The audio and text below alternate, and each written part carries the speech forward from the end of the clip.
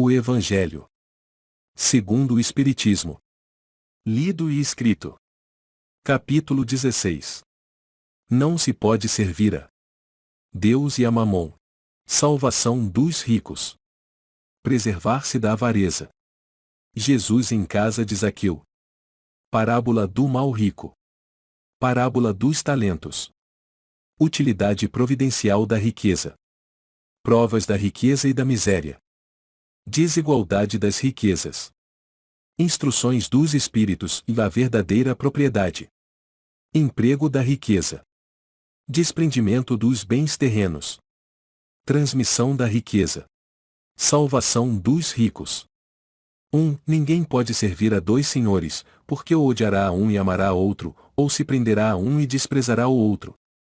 Não podeis servir simultaneamente a Deus e a Mamon. Lucas 16. 13. 2. Então, aproximou-se dele um mancebo e disse: Bom mestre, que bem devo fazer para adquirir a vida eterna? Respondeu-lhe Jesus: Por que me chamas bom? Bom, só Deus o é.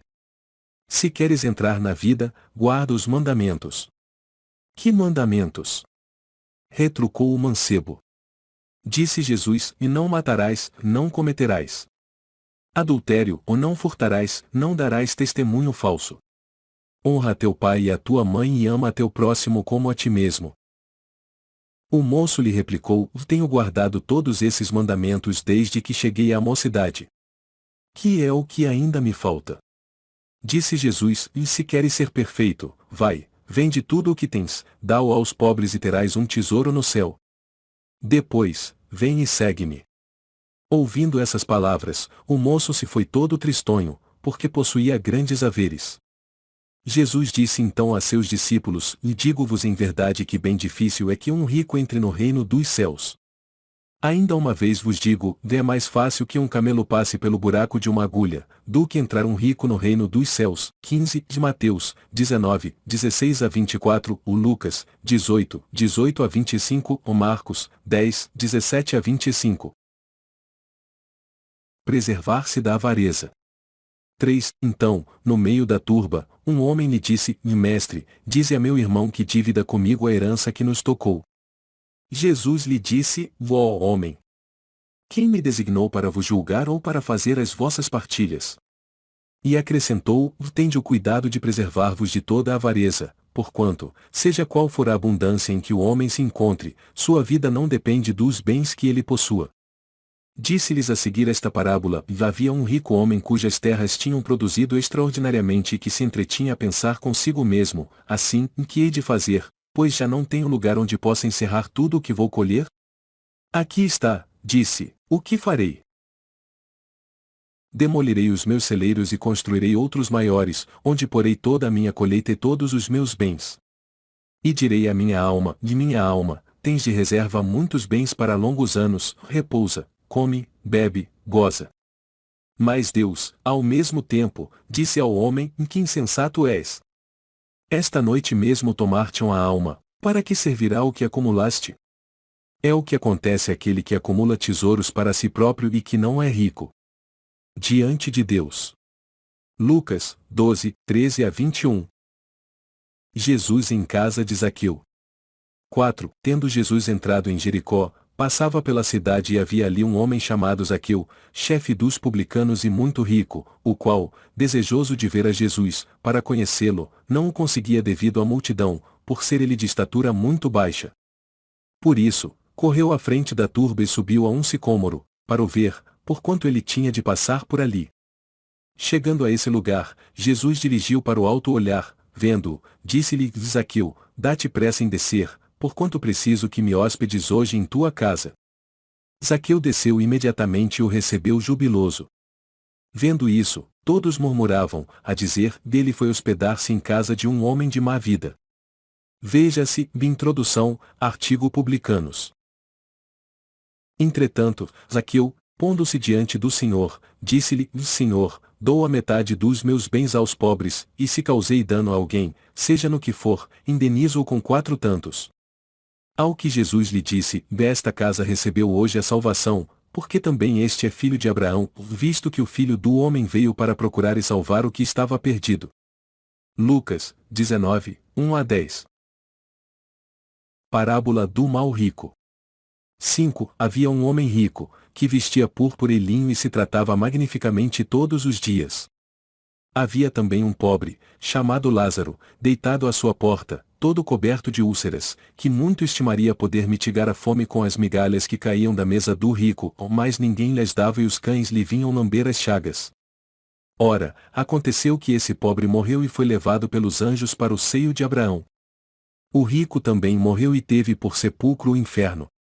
Quando se achava nos tormentos, levantou os olhos e viu de longe Abraão e Lázaro em seu seio, e, exclamando, disse estas palavras. Mas Abraão lhe respondeu, meu filho, lembra-te de que recebeste em vida teus bens e de que Lázaro só teve males, por isso, ele agora está na consolação e tu nos tormentos. Ademais, existe para sempre um grande abismo entre nós e vós, de sorte que os que queiram passar daqui para aí não o podem, como também ninguém pode passar do lugar onde estás para aqui. Disse o rico, eu então te suplico, pai Abraão, que o mandes à casa de meu pai, onde tenho 5 irmãos, a dar-lhes testemunho destas coisas, a fim de que não venham também eles para este lugar de tormento. Abraão lhe retrucou, deles tem Moisés e os profetas, que os escutem. Não, meu pai Abraão, disse o rico, se algum dos mortos for ter com eles, farão penitência. Respondeu-lhe Abraão, se eles não ouvem a Moisés, nem aos profetas, também não acreditarão, ainda mesmo que algum dos mortos ressuscite. Lucas 16, 19-31. Parábola dos talentos. 6. O Senhor age como um homem que, tendo de fazer longa viagem fora do seu país, chamou seus servidores e lhes entregou seus bens. Depois de dar 5 talentos a um, 2 a outro e 1 a outro, a cada um segundo a sua capacidade, partiu imediatamente. Então, o que recebeu 5 talentos foi-se, negociou com aquele dinheiro e ganhou 5 outros. O que receberá 2 ganhou, do mesmo modo, outros tantos. Mas o que apenas receberá 1, cavou um buraco na terra e aí escondeu o dinheiro de seu amo. Passado longo tempo, o amo daqueles servidores voltou e os chamou a contas. Veio o que receberá 5 talentos e lhe apresentou outros 5, dizendo, Senhor, entregaste-me 5 talentos, lá aqui estão, além desses, mais 5 que ganhei.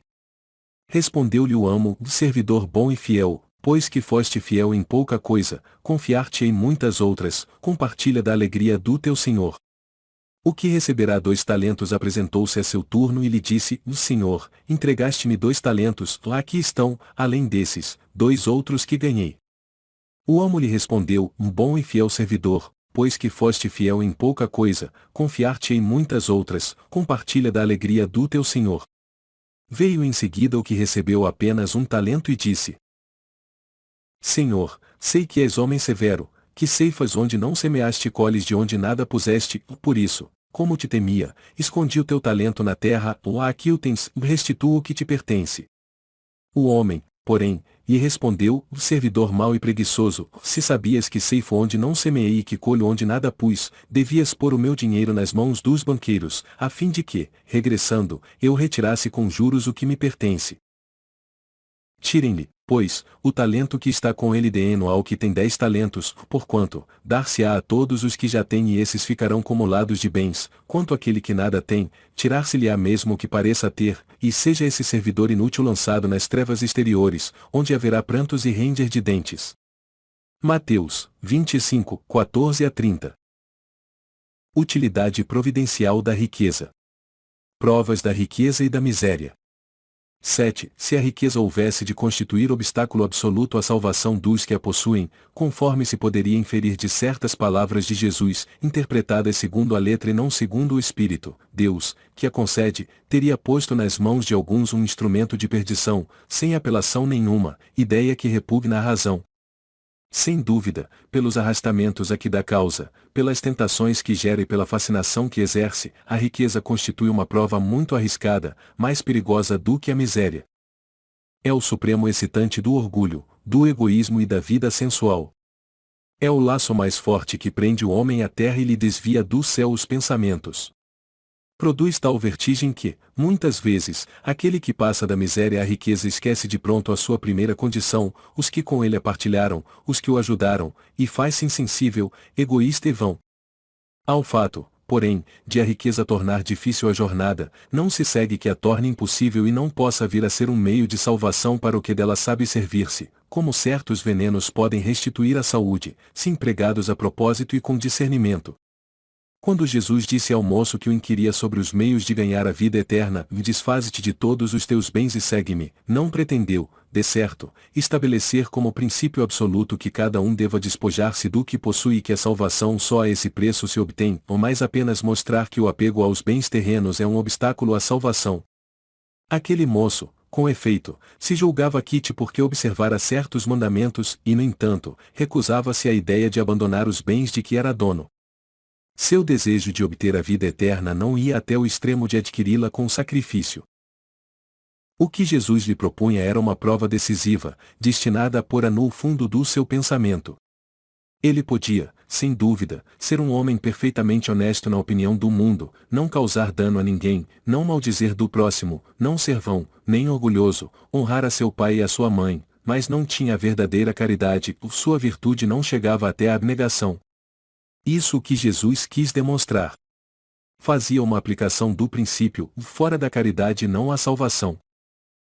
A consequência dessas palavras, em sua acepção rigorosa, seria a abolição da riqueza por prejudicial à felicidade futura e como causa de uma imensidade de males na terra, ou seria, ademais, a condenação do trabalho que a pode granjear, consequência absurda, que reconduziria o homem à vida selvagem e que, por isso mesmo, estaria em contradição com a lei do progresso, que é a lei de Deus. Se a riqueza é causa de muitos males, se exacerba tanto as más paixões, se provoca mesmo tantos crimes, não é a ela que devemos inculpar, mas ao homem, que dela abusa, como de todos os dons de Deus. Pelo abuso, ele torna pernicioso o que lhe poderia ser de maior utilidade. É a consequência do estado de inferioridade do mundo terrestre. Se a riqueza somente males houvesse de produzir, Deus não a teria posto na terra. Compete ao homem fazê-la produzir o bem. Se não é um elemento direto de progresso moral, é, sem contestação, poderoso elemento de progresso intelectual. Com efeito, o homem tem por missão trabalhar pela melhoria material do planeta.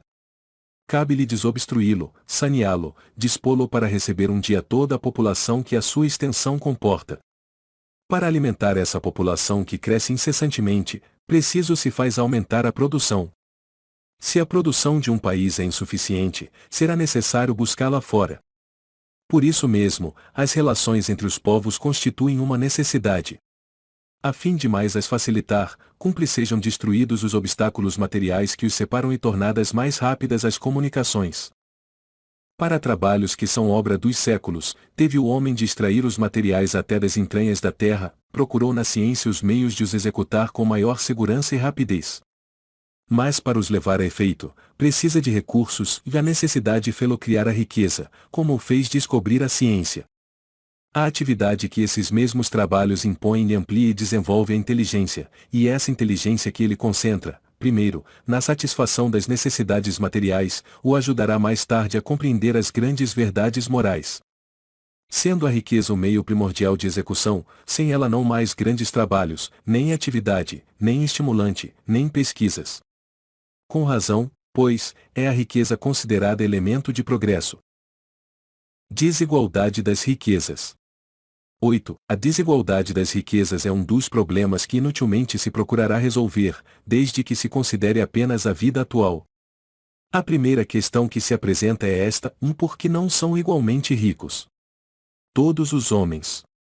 Não o são por uma razão muito simples, por não serem igualmente inteligentes, ativos e laboriosos para adquirir, nem sóbrios e previdentes para conservar. É, aliás, ponto matematicamente demonstrado que a riqueza, repartida com igualdade, a cada um daria uma parcela mínima e insuficiente. Que, supondo efetuada essa repartição, o equilíbrio em pouco tempo estaria desfeito, pela diversidade dos caracteres e das aptidões, que, supondo-a possível e durável, tendo cada um somente com que viver, o resultado seria o aniquilamento de todos os grandes trabalhos que concorrem para o progresso e para o bem-estar da humanidade, que, admitido desse ela a cada um o necessário, Já não haveria o aguilhão que impele os homens às grandes descobertas e aos empreendimentos úteis. Se Deus a concentra em certos pontos, é para que daí se expanda em quantidade suficiente, de acordo com as necessidades.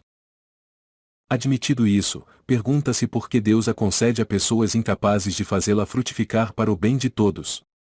Ainda aí está uma prova da sabedoria e da bondade de Deus. Dando-lhe o livre-arbítrio, quis ele que o homem chegasse, por experiência própria, a distinguir o bem do mal e que a prática do primeiro resultasse de seus esforços e da sua vontade.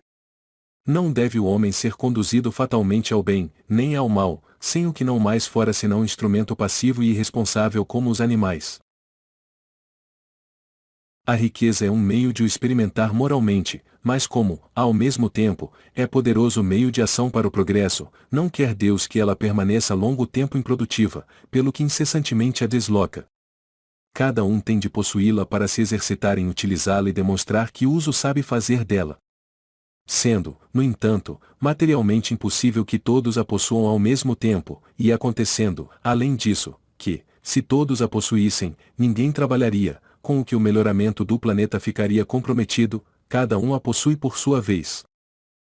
Assim, um que não na tem hoje, já a teve ou terá noutra existência, o outro, que agora tem, talvez não na tenha amanhã. Há ricos e pobres, porque sendo Deus justo, como é, a cada um prescreve trabalhar a seu turno. A pobreza é, para os que a sofrem, a prova da paciência e da resignação, ou a riqueza é, para os outros, a prova da caridade e da abnegação. Deploram-se, com razão, o péssimo uso que alguns fazem das suas riquezas, as ignóbeis paixões que a cobiça provoca, e pergunta-se: Deus será justo, dando-as a tais criaturas?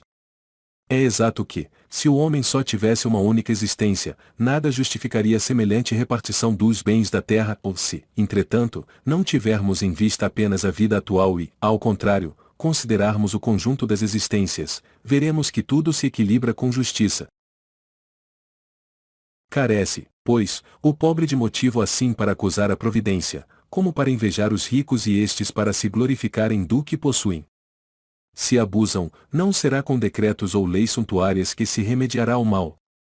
As leis podem, de momento, mudar o exterior, mas não logram mudar o coração, ou daí vêm serem elas de duração efêmera e quase sempre seguidas de uma reação mais desenfreada.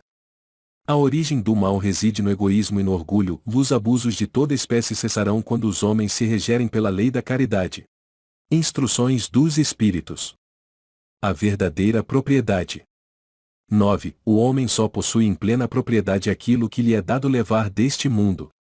Do que encontra ao chegar e deixa ao partir goza ele enquanto aqui permanece.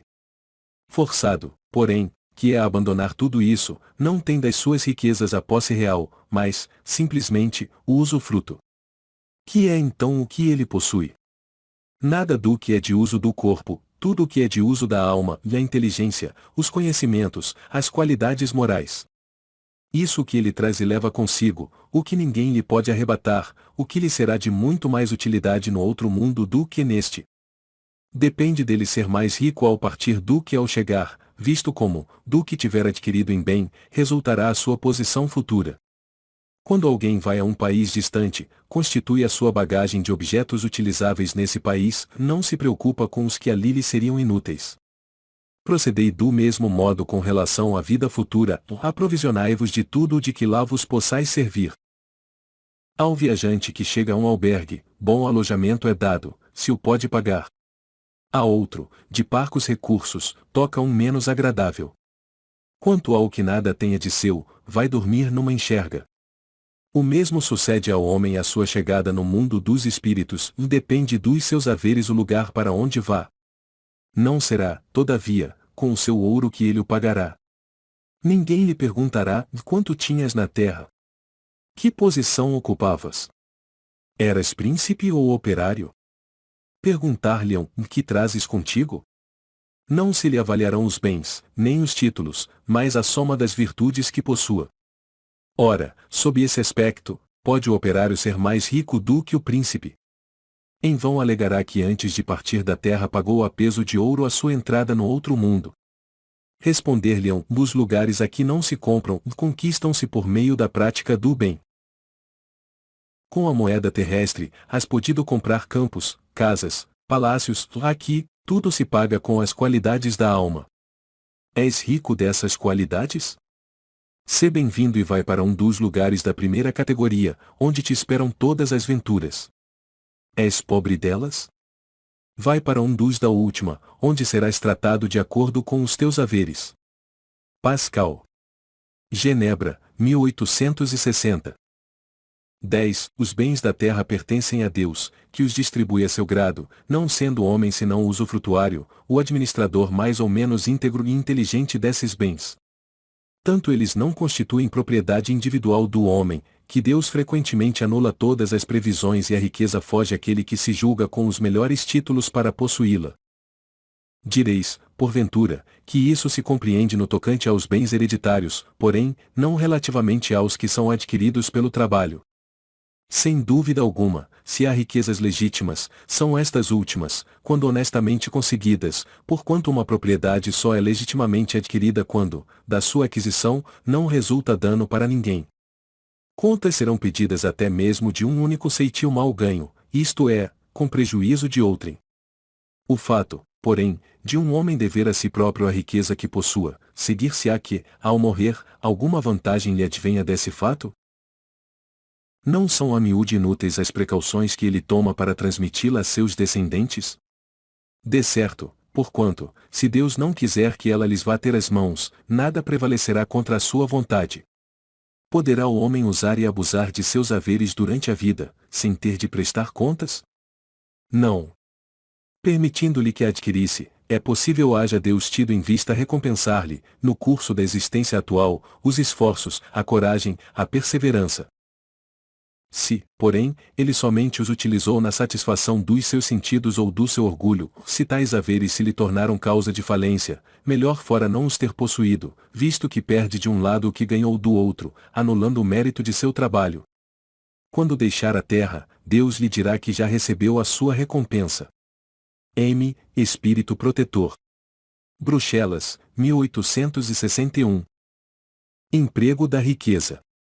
11. Não podeis servir a Deus e a Mamon. Guardai bem isso em lembrança, vós, a quem o amor do ouro domina, ou vós, que venderíeis a alma para possuir tesouros, porque eles permitem vos eleveis acima dos outros homens e vos proporcionam os gozos das paixões. Não podeis servir a Deus e a Mamon.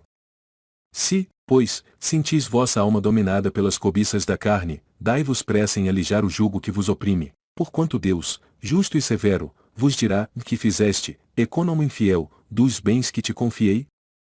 Esse poderoso móvel de boas obras exclusivamente o empregaste na tua satisfação pessoal.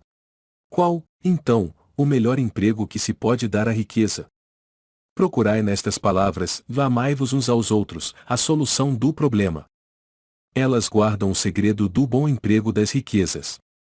Aquele que se acha animado do amor do próximo tem aí toda traçada a sua linha de proceder. Na caridade está, para as riquezas, o emprego que mais apraz a Deus. Não nos referimos, é claro, a essa caridade fria e egoísta, que consiste em a criatura espalhar ao seu derredor o supérfluo de uma existência dourada. Referimo-nos à caridade plena de amor, que procura a desgraça e a ergue, sem a humilhar. Rico. Dá do que te sobra, ou faze mais, e dá um pouco do que te é necessário, porquanto de que necessitas ainda é supérfluo, ou mais dá com sabedoria. Não repilas o que se queixa, com receio de que te engane, ou vai às origens do mal alivia, primeiro, e em seguida, informa-te, e vê se o trabalho, os conselhos, mesmo a afeição não serão mais eficazes do que a tua esmola. Difunde em torno de ti, como os socorros materiais, o amor de Deus, o amor do trabalho, o amor do próximo. Coloca tuas riquezas sobre uma base que nunca lhes faltará e que te trará grandes lucros, e a das boas obras. A riqueza da inteligência deves utilizá-la como a do ouro. Derrama em torno de ti os tesouros da instrução, ou derrama sobre teus irmãos os tesouros do teu amor e eles frutificarão. Cheverus. Bordeaux, 1861. 12. Quando considero a brevidade da vida, dolorosamente me impressiona a incessante preocupação de que é para vós objeto o bem-estar material, ao passo que tão pouca importância dais ao vosso aperfeiçoamento moral, a que pouco ou nenhum tempo consagrais e que, no entanto, é o que importa para a eternidade. Dir-se-ia, diante da atividade que desenvolveis, tratar-se de uma questão do mais alto interesse para a humanidade, quando não se trata, na maioria dos casos, senão de vos pordes em condições de satisfazer a necessidades exageradas, a vaidade, ou de vos entregardes a excessos. Que de penas, de amofinações, de tormentos cada um se impõe, que de noites de insônia, para aumentar haveres muitas vezes mais que suficientes.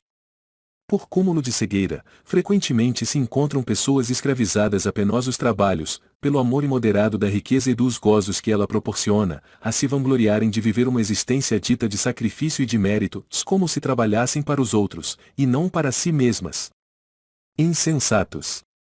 Credes, então, realmente, que vos serão levados em conta os cuidados e os esforços que dispendeis movidos pelo egoísmo, pela cupidez ou pelo orgulho, enquanto negligenciais do vosso futuro, bem como dos deveres que a solidariedade fraterna impõe a todos os que gozam das vantagens da vida social?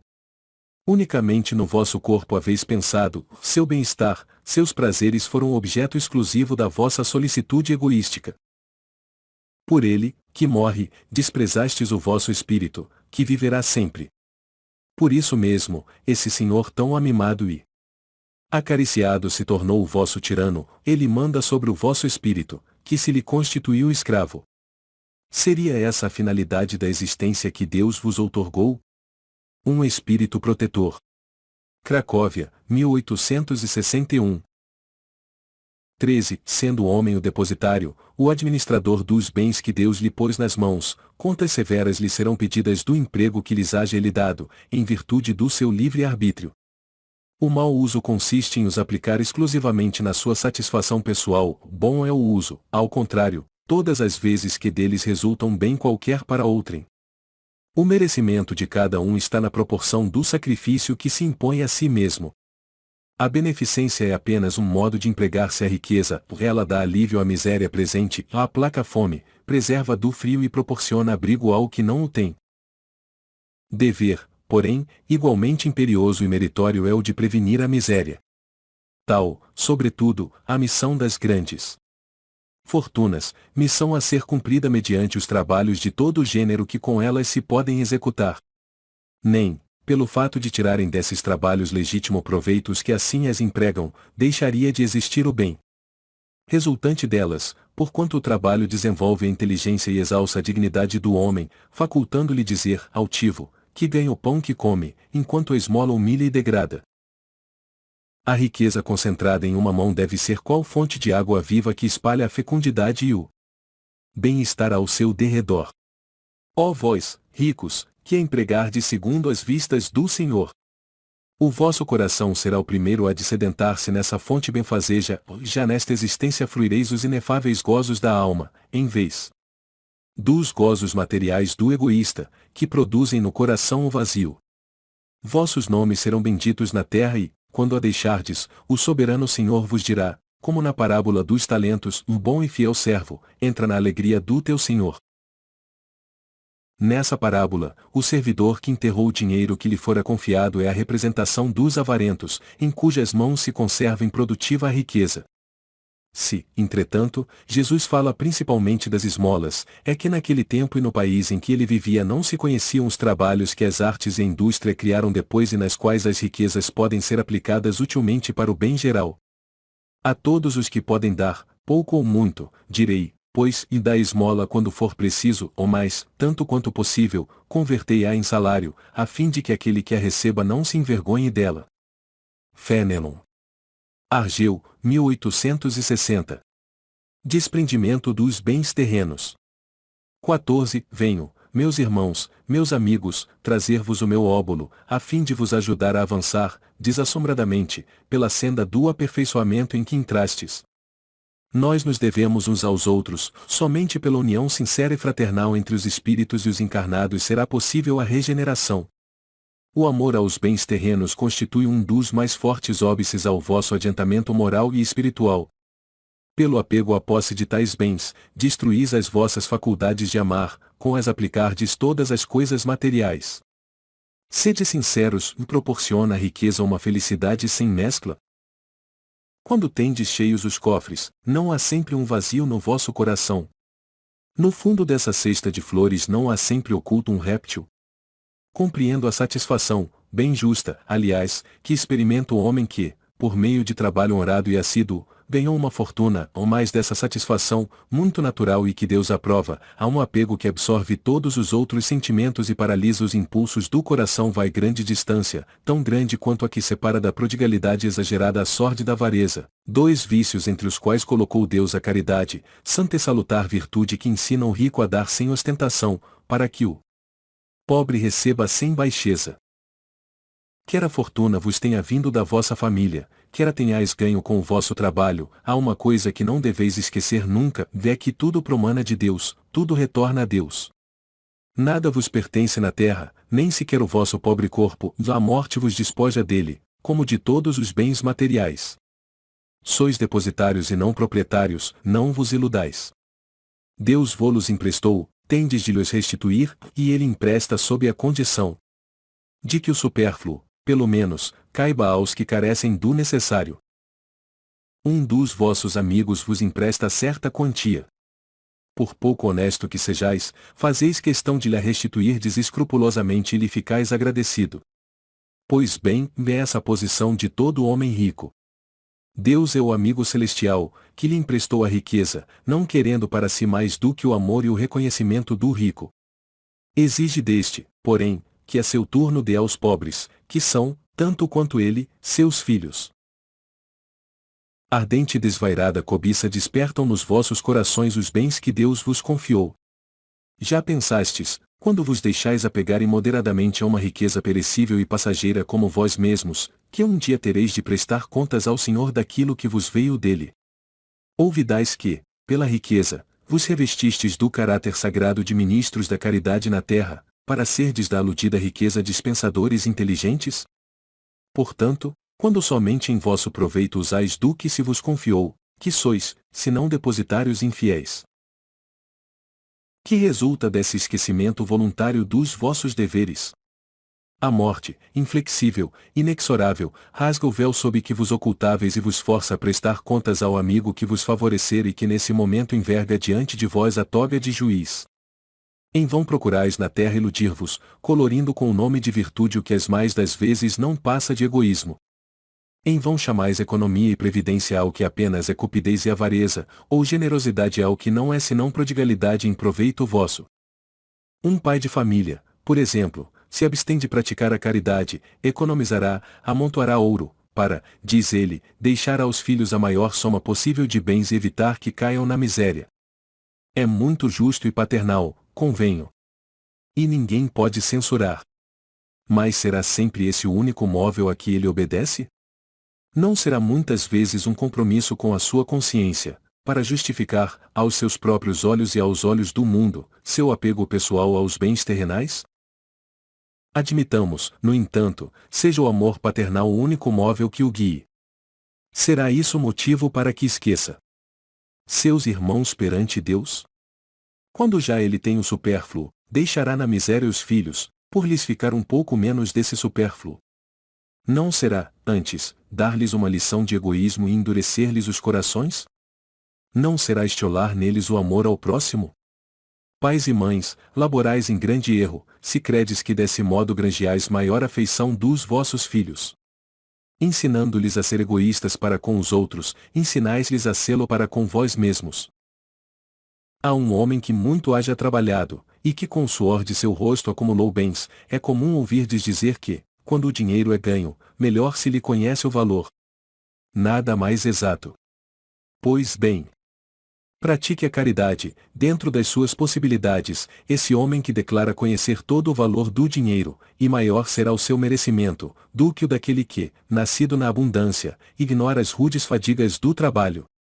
Mas também se esse homem, que se recorda dos seus penares, dos seus esforços, for egoísta, impiedoso para com os pobres, bem mais culpado se tornará do que o outro, pois, quanto melhor cada um conhece por si mesmo as dores ocultas da miséria, tanto mais propenso deve sentir-se em aliviá-las nos outros. Há um homem que muito haja trabalhado, e que com o suor de seu rosto acumulou bens. É comum ouvirdes dizer que, quando o dinheiro é ganho, melhor se lhe conhece o valor. Nada mais exato. Pois bem, pratique a caridade, dentro das suas possibilidades. Esse homem que declara conhecer todo o valor do dinheiro, e maior será o seu merecimento, do que o daquele que, nascido na abundância, ignora as rudes fadigas do trabalho. Mas também se esse homem, que se recorda dos seus penares, dos seus esforços, for egoísta, impiedoso para com os pobres, bem mais culpado se tornará do que o outro, pois, quanto melhor cada um conhece por si mesmo as dores ocultas da miséria, tanto mais propenso deve sentir-se em aliviá-las nos outros. Infelizmente, sempre há no homem que possui bens de fortuna um sentimento tão forte quanto o apego aos mesmos bens, é o orgulho. Não raro, vê-se-o a revista atordoar, com a narrativa de seus trabalhos e de suas habilidades, o desgraçado que lhe pede assistência, em vez de acudi-lo e acabar dizendo, faça o que eu fiz. Segundo o seu modo de ver, a bondade de Deus não entra por coisa alguma na obtenção da riqueza que conseguiu acumular, pertence-lhe a ele, exclusivamente, o mérito de a possuir. O orgulho lhe põe sobre os olhos uma venda e lhe tapa os ouvidos. Apesar de toda a sua inteligência e de toda a sua aptidão, não compreende que, com uma só palavra, Deus o pode lançar por terra. Esbanjar a riqueza não é demonstrar desprendimento dos bens terrenos, é descaso e indiferença. Depositário desses bens, não tem o homem o direito de os dilapidar, como não tem o de os confiscar em seu proveito. Prodigalidade não é generosidade, é, frequentemente, uma modalidade do egoísmo. Que despenda a mancheias o ouro de que disponha, para satisfazer a uma fantasia, talvez não dê um centavo para prestar um serviço. O desapego aos bens terrenos consiste em apreciá-los no seu justo valor, em saber servir-se deles em benefício dos outros e não apenas em benefício próprio, em não sacrificar por eles os interesses da vida futura. Em perdê-los sem murmurar, caso apraza a Deus retirá-los. Se, por efeito de imprevistos reveses, vos tornardes qual Jó, dizei, como ele, Senhor, tu mos havias dado e mos tiraste. Faça-se a tua vontade. Eis aí o verdadeiro desprendimento. Sede, antes de tudo, submissos, confiai naquele que, tendo-vos dado e tirado, pode novamente restituir-vos o que vos tirou. Resisti animosos ao abatimento, ao desespero, que vos paralisam as forças. Quando Deus vos desferir um golpe, não esqueçais nunca que, ao lado da mais rude prova, coloca sempre uma consolação. Ponderai, sobretudo, que há bens infinitamente mais preciosos do que os da terra e essa ideia vos ajudará a desprender-vos destes últimos. O pouco apreço que se ligue a uma coisa faz que menos sensível seja a sua perda. O homem que se aferra aos bens terrenos é como a criança que somente vê o momento que passa. O que dele se desprende é como o adulto que vê as coisas mais importantes, por compreender estas proféticas palavras do Salvador, no meu reino. Não é deste mundo. A ninguém ordena o Senhor que se despoje do que possua, condenando-se a uma voluntária mendicidade, porquanto o que tal fizesse tornar-se-ia em carga para a sociedade. Proceder assim fora compreender mal o desprendimento dos bens terrenos.